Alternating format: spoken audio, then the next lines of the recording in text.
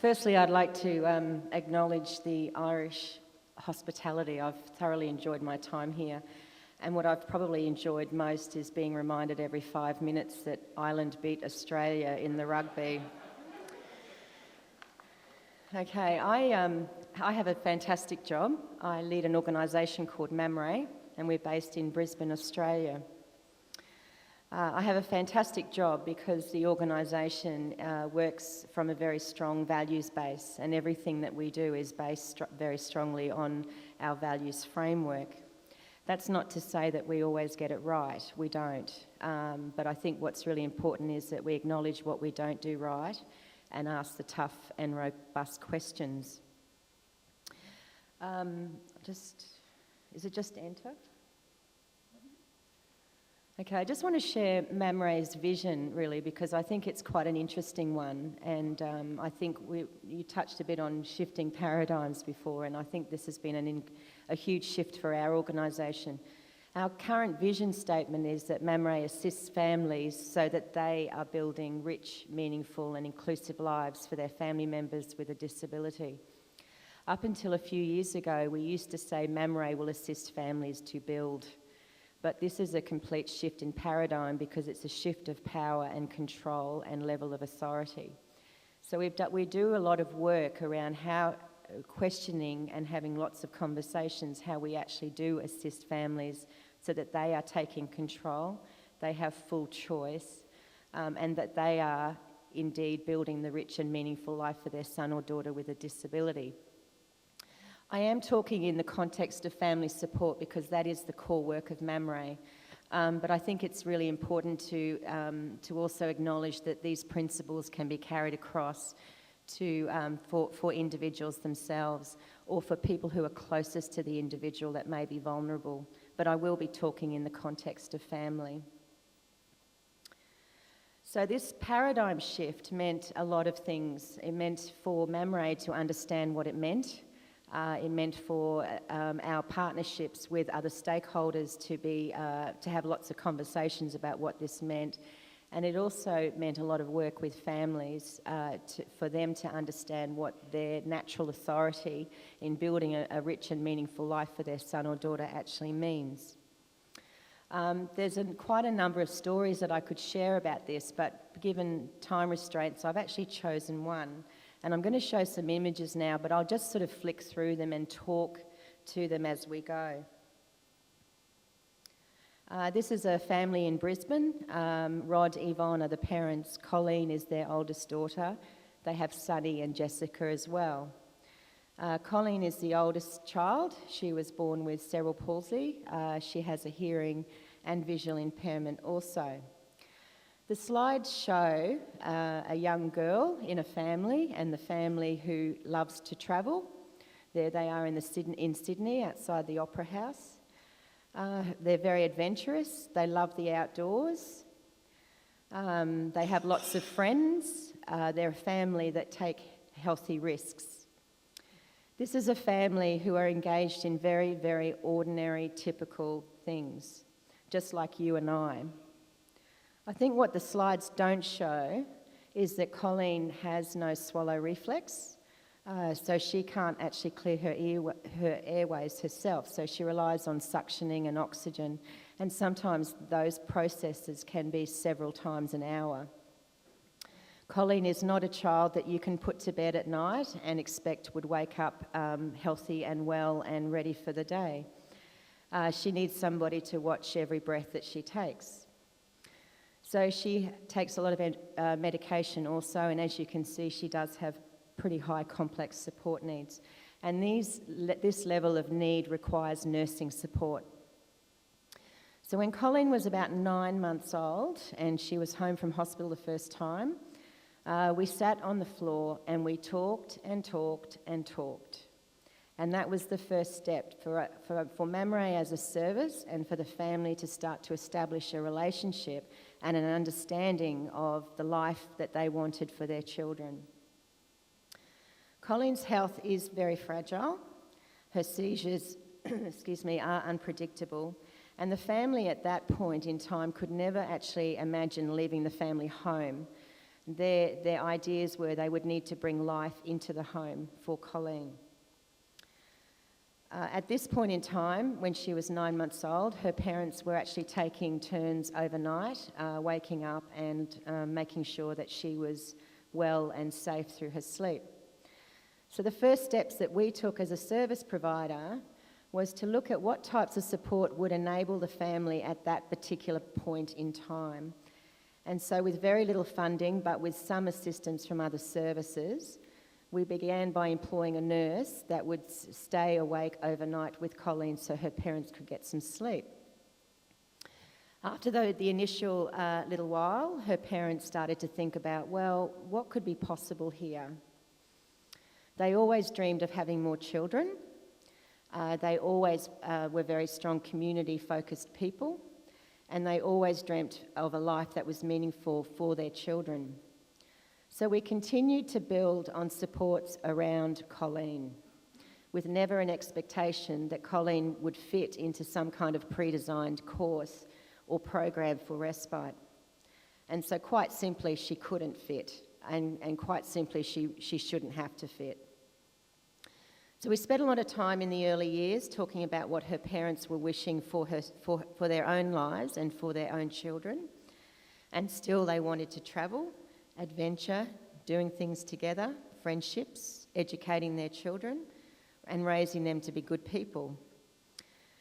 So once out of babyhood, her parents started to actually discover who Colleen is as a person, what she likes, what makes her happy, what makes her upset, what are her strengths and gifts. And supports were simply put in place to enable Colleen and her family to be who they are.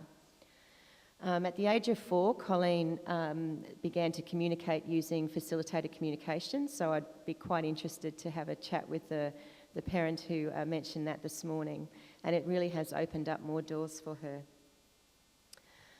The story seems to be a bit simple, I suppose, and I don't want to stand up here and sound Pollyanna.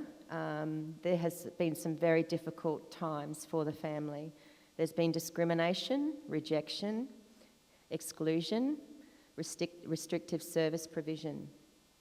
But at all times, the family held on to what they dared to dream for their family, and they dared to imagine better. And even sometimes, admittedly, Mamre wondered whether or not some of their dreams were impossible, but we stood in solidarity with the family. As a little side note to this, the family returned from a trip. They went to South America for 6 weeks. Now, from Australia, going anywhere is quite a big deal, let alone the other side of the world, let alone with 3 young children, with one with fairly significant needs. When Colleen was 5, she was having a birthday party, and her parents had actually asked another service if they could use some of their stored hours for a worker to be with Colleen while they, prepared the food and tables and got ready for the birthday party. The service told them that the hours could only be used for respite and community access. So they actually offered to send 2 workers to take Colleen out for a drive while the party was going on, and this was her own 5th birthday. So I think what's really important here is how services actually interpret and use creatively how funding can be used and how it's labelled, because in fact her funding has been labelled as respite.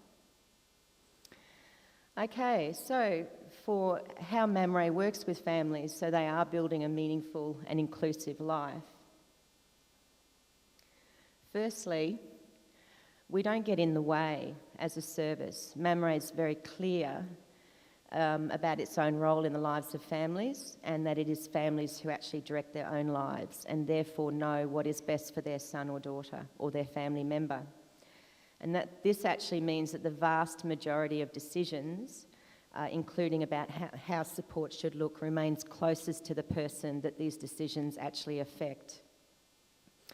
We don't run programs, nor do we group people together in either segregated or congregational settings, even though some of our funding may indicate that that's the type of service that we need to provide. Some years ago, Disability Services, our main funding body in the state of Queensland, offered MAMRE some money to run day programs. So we actually asked some people to come together and talk with us about how the funding could be used. And there are a number of young people and young adults who were just about to leave school or had left school, and we just started asking different questions. One person said that they wanted to work in the movies. Another person said they wanted to be an astronaut. Other people said they wanted to marry and have a home of their own with their own garden. It was very interesting to us that nobody actually said they wanted to attend a day program where they recycle cans or pack lolly bags, which is actually quite a popular activity in Queensland. Reflecting back, all those people are still involved or somehow connected with MAMRE, even as part of the community of MAMRE. The young man who wanted to work in the movies, he's part of a theatre group, and he also works in a local cinema.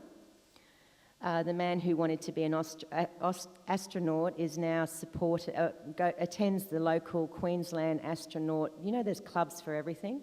There's a Queensland Astronomers Club. So he uses his support to attend the meetings. He's also an office bearer.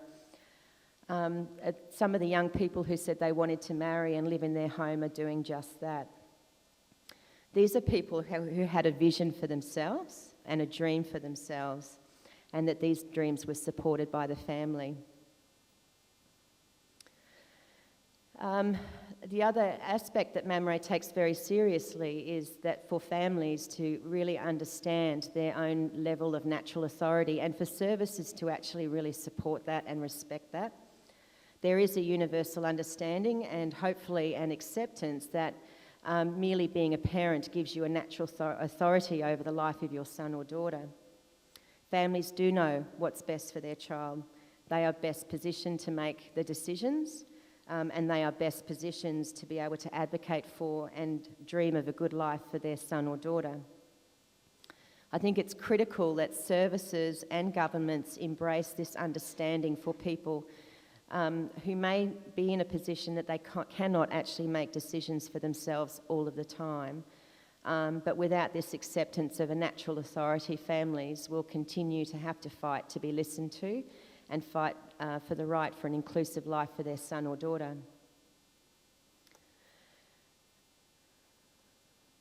The next point is a very interesting one and one that MAMRE learnt the hard way, I think. When we looked at changing our vision statement, a whole range of different things also had to change. And I think that traditionally some families had expected MAMRE to kind of take charge of what happens in their lives in relation to support. What we didn't do very well was to understand that in many ways the shift of thinking means a very different experience for a lot of people. And we had kind of moved over this way somewhere, but we had forgotten to do the work around supporting families to understand what it actually meant to be able to direct how their lives should look, when particularly their experience had been something completely different. So we were very good at making our own systemic changes and adjustments and training our staff differently, but we neglected to recognise the need for the organisation to also assist families through asking a different type of question to what we would normally ask. So since this learning, we've spent a lot of time and resources in trying to learn this journey together, that families and MAMRE in partnership to understand and embrace and change the relationship from families being service recipients, sometimes passive recipients, to active citizens whose supports are now delivered at the right time, in the right way, by the right people. So over time, we hope and we do know that families are now a lot clearer about what is a meaningful life for their son or daughter. MAMRE, I think, is always very conscious that support does not equal care, and it does not equal respite or filling in time or meaningless and repetitive activities. We've always tried to work hard against providing traditional models and responses. However, it was the need to recognise and also to discuss the genesis of why these types of responses are still in place, and to really change our thinking and our belief about people with disability that actually enabled the shift for us to occur. The other thing that we think is critical is for families to have a plan. This may not be absolutely formalised, and plans need to be very, very flexible. Sometimes plans can be very daunting, but a plan can take many forms. But in lots of ways, having a plan around what your vision is for your son or daughter is like having a compass for the way forward. Very aware of time. So for MAMRE, we think this is the key, that the vision is there, a dream or what you want for a good life for your son or daughter and for your family itself is there, and that a plan is then formed from where you want to go in life.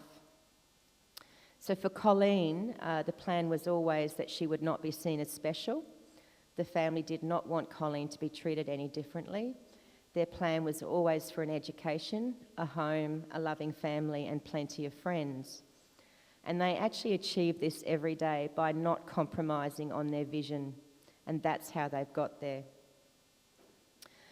Even getting into the local school was very challenging for someone with Colleen's needs, but she's about to enter high school next year, so she's living the life that she's wanted. I think the key for MAMRE has been we stopped saying years and years ago that it can't be done, that we've actually changed that to how do we make it happen. And so within our conversations, we have to continually change what the question is that we ask and seek better ways and always imagine better. So I think this brings me to my final point. I think I've got about 2 minutes left. So if we look at legislation and we look at the Declaration of Human Rights, we look at policies and procedures, we look at service, vision, mission and value statements, we cannot forget that at the heart of all of this is people.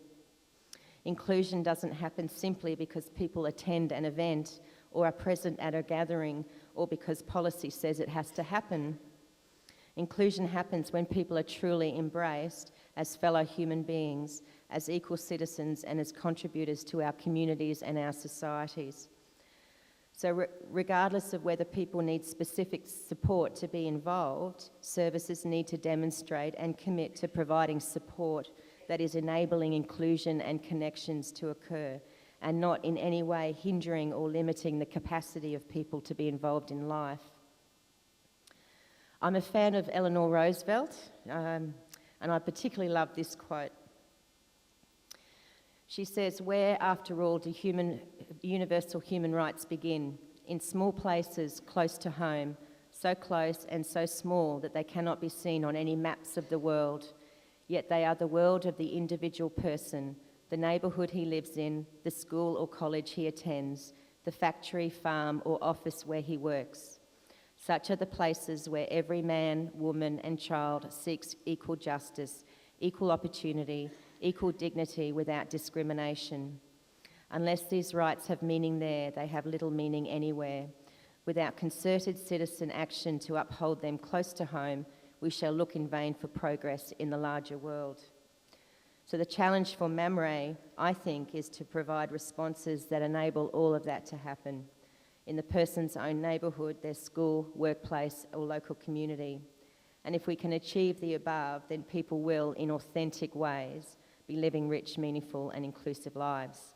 Thank you.